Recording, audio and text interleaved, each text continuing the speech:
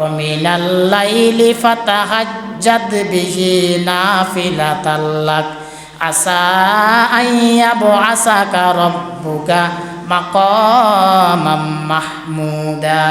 আল্লাহ তাআলা বলেন ওয়া মিনাল লাইলি ফাতাহাজ্জাদ বিহি নাফিলাতাল লাক, হে নবী আপনি বেশি বেশি নফল পড়ুন, আপনি বেশি বেশি নফল আদায় করুন। নাফিলাতাল লাক এটি আপনার জন্য অতিরিক্ত, এটি আপনার জন্য বোনাস। এটি যদি আপনি করতে পারেন আসা আইয়াবআসাকা রাব্বুকা মাকামাম মাহমুদা, তাহলে আপনার রব আপনাকে মাকামে মাহমুদ পর্যন্ত পৌঁছিয়ে দিবেন। সুবহানাল্লাহ। আবার বিশ্বনবী সাল্লাল্লাহু আলাইহি ওয়াসাল্লাম প্রত্যেক দিন রাতের বেলায় দাঁড়িয়ে দাঁড়িয়ে তাহাজ্জুদের নামাজ আদায় করতেন। আম্মা জান আয়েশা রাদিয়াল্লাহু তাআলা আনহা বললেন, হে আল্লাহর রাসূল, আল্লাহ রাব্বুল আলামিন তো লিমা তাসনাউ হাযা ইয়া রাসূলাল্লাহ ফাকাদ গফারাল্লাহু লাকা কামা তাকদ্দামা মিন যামবিকা ওয়া মা তাআক্কার।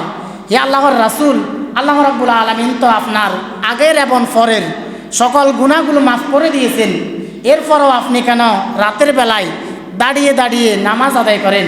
বিশ্বনবী সাল্লাল্লাহু আলাইহি ওয়াসাল্লাম বললেন, হে আয়েশা শুনো, আফালা উহিব্বু আন আকুনা আবুদান শাকুরা, আমি আল্লাহর শুকরগুজার বান্দায় পরিগণিত হওয়ার জন্য আমি রাতের বেলায় দাঁড়িয়ে দাঁড়িয়ে তাহাজ্জুদের নামাজ আদায় করি। সুবহানাল্লাহ।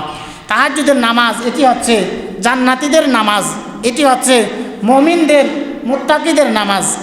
তাহলে নতুন বছরে 3 নম্বর করণীয় আমল হচ্ছে ফরজ ইবাদতের পাশাপাশি নফলের প্রতি যত্নবান হওয়া। আপনি যা পারেন রাতের বেলায় 2 রাকাত, 4 রাকাত, 6 রাকাত, যে সময় যা পারেন আপনি পড়ার জন্য চেষ্টা করা।